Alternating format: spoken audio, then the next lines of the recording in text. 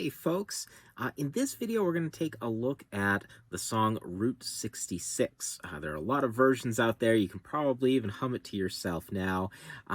It's a really fun song to play, pretty simple in the key of A, and it's a really good example of the 12-bar blues.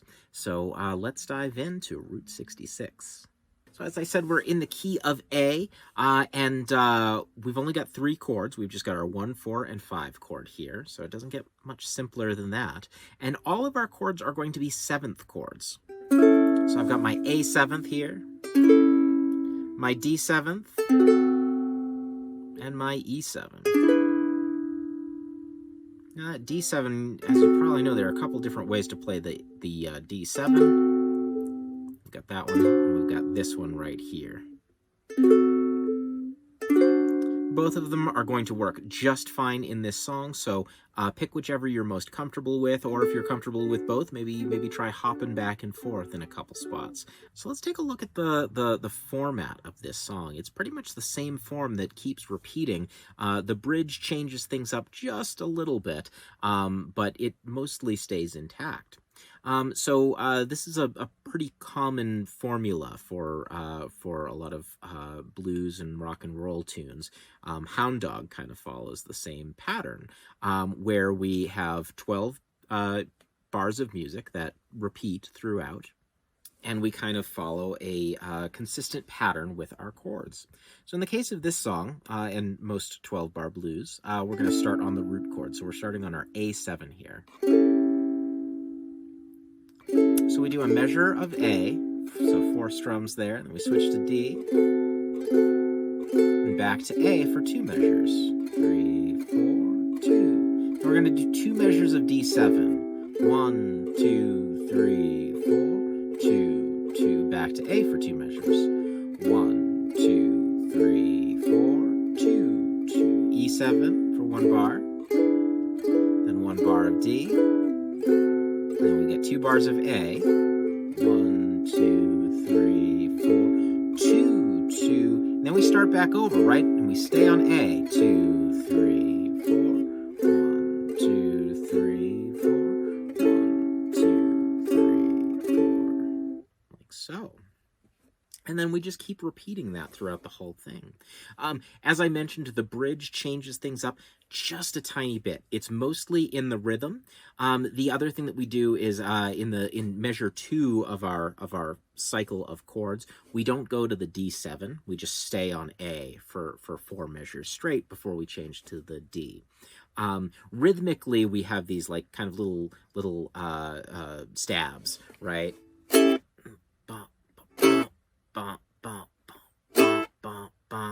And then we kind of jump back into the song.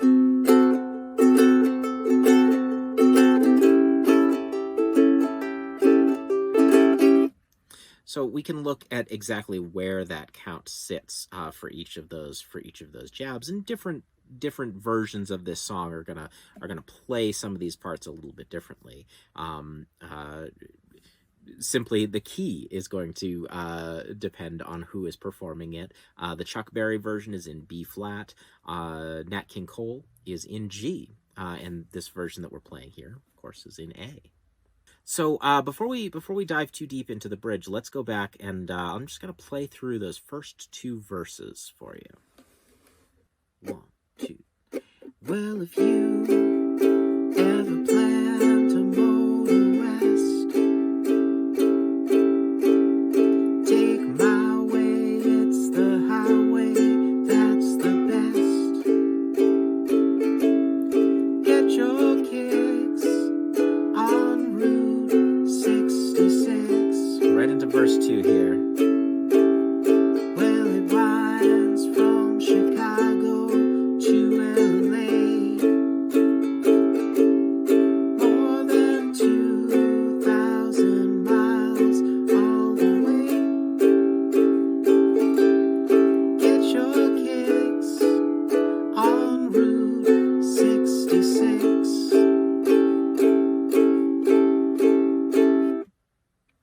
I was keeping things pretty straightforward with that strumming right there. I was just kind of keeping those 4 downstrokes. We'll talk about how we can expand that and play around with it a little bit more. But that's an excellent place to start.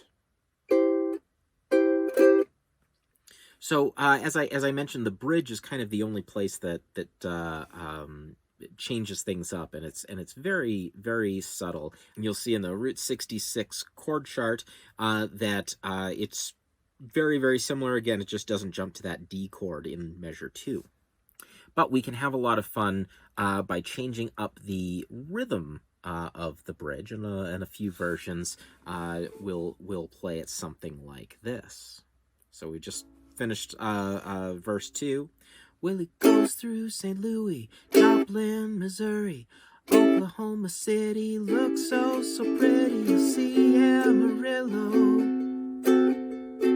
Gallup, New Mexico, Flagstaff, Arizona, don't forget Winona, Kingsman, Barstow, San Bernardino, and you. And then we go into verse 3 there. So the other thing that changed was I stayed on that E7 for those last 4 bars. So I just hung out there while I was kind of listing off places, right? But again, we're still kind of looking at that basic formula. This form is pretty standard in terms of what we think about when we think of the 12-bar blues. We could even simplify it a little bit more.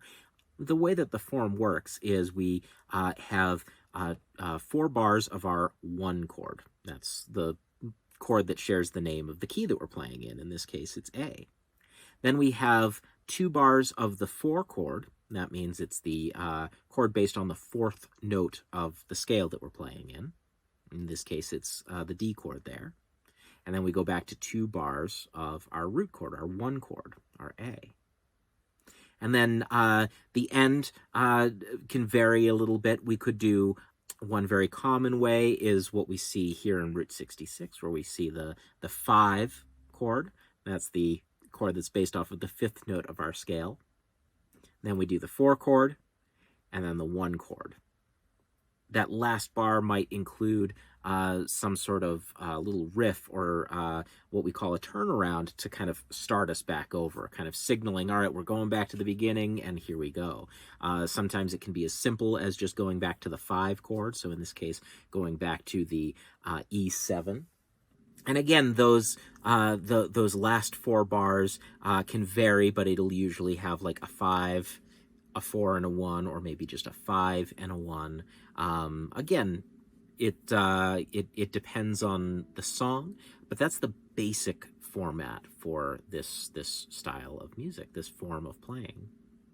On the chord chart, I made little notes for solo. We play the bridge again, and then we play verse 3 again before going to the outro, which is just where we're repeating those last 4 measures, E7, D7, A7, and repeating Get Your Kicks on Route 66. And you might see a little note that says ad-lib on there too, meaning that you can kind of make up new words, other things that you might want to do on Route 66. Grab a shake on Route 66, whatever you want to do. But the solo that's written in there is an opportunity for us to try our hand at maybe playing some improvised melodies on the ukulele, which can be really fun. And the chord progression that I'll be playing there is just the same chord progression as the verse. So I'm just playing the verse chords without singing along. So if you wanted to, you could try doing some little solos.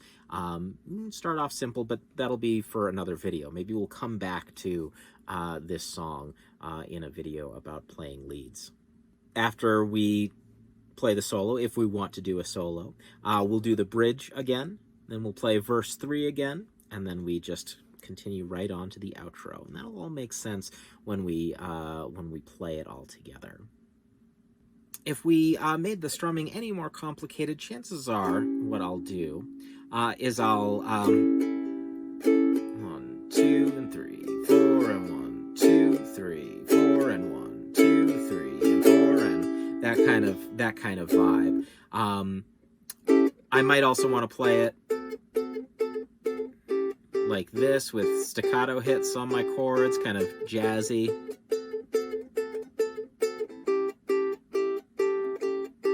If I was doing that, I'd be more tempted to use chord shapes that don't have open strings. So I might play the E7 up here,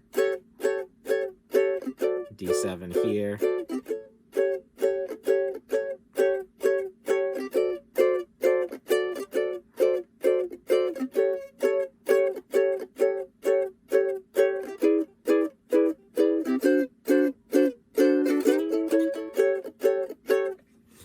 It gives me a little bit more control over how long those chords hold out for, but it's not something that I'm gonna worry about for this song. So I'm gonna keep it strummy with this one, and that strumming pattern is one that I tend to do pretty often, where I'm kind of accenting beats 2 and 4.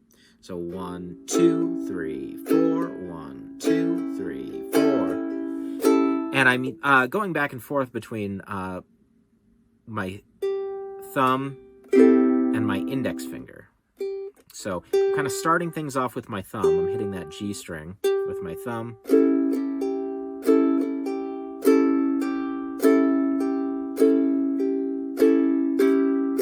I'm kind of just plucking that one string with my thumb and then strumming all the strings with my index finger. So by playing the G string with the fleshy part of my thumb, I'm going to get a mellower sound than I am from the fingernail of my index finger, which is going to be bright. And once again, if I'm playing that bright sound on beats 2 and 4, they're going to stick out a little bit more. I'm not super particular and super consistent with that. I might play a little bit more of my strings. I might throw in a lot of eighth note strums in there in between, especially toward the end, those little transitions at those last 4 bars coming back around. But I'm really accenting the 2 and 4 in this case. 1, 2, 3. Well, if you ever plan to motor west and take my way, it's the highway that's the best. Get your kicks on Route 66. The little rhythm that's happening on the bridge there. That first A7 hit is going to land on the first beat of our first measure of the bridge. Goes through St. Louis, Joplin, Missouri. Right there, that second A7, we're hitting like at the tail end of measure 1. So we're hitting it just before that beat falls on the first beat of measure 2. So I'm kind of hitting it on the and of 4. So 1, 2, 3, 4, and 1, 2, 3, 4, 1, 2, and that third A7 lands right on the 1. Oklahoma City. And then when I get to looks, that's when I start just throwing in eighth note strums. Down, up, down, up, down, up, down, up. So that'd be measure 4 into the bridge. Well, it goes through St. Louis, Joplin, Missouri, Oklahoma City. Looks so pretty. See Amarillo,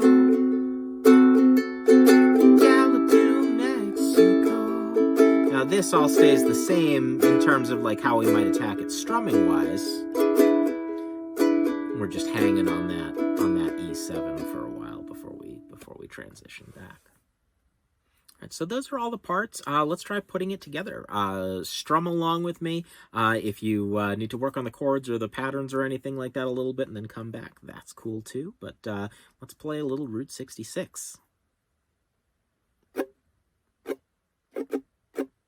Well, if you ever plan to motor west and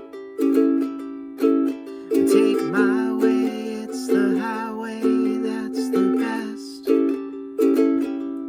Get your kicks on Route 66.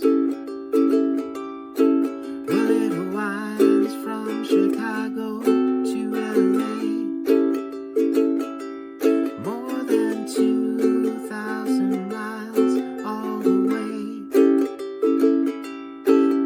your kicks on Route 66.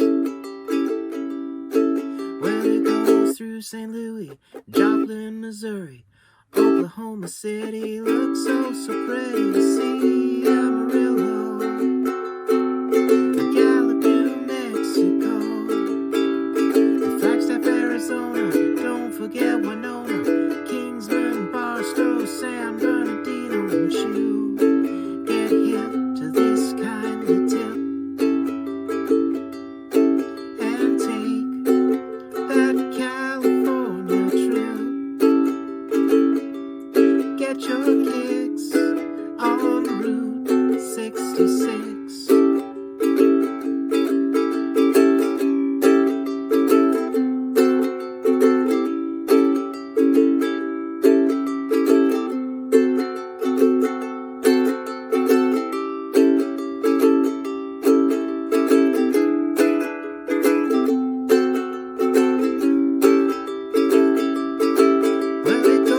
St. Louis, Joplin, Missouri, Oklahoma City. Looks so pretty to see. Amarillo,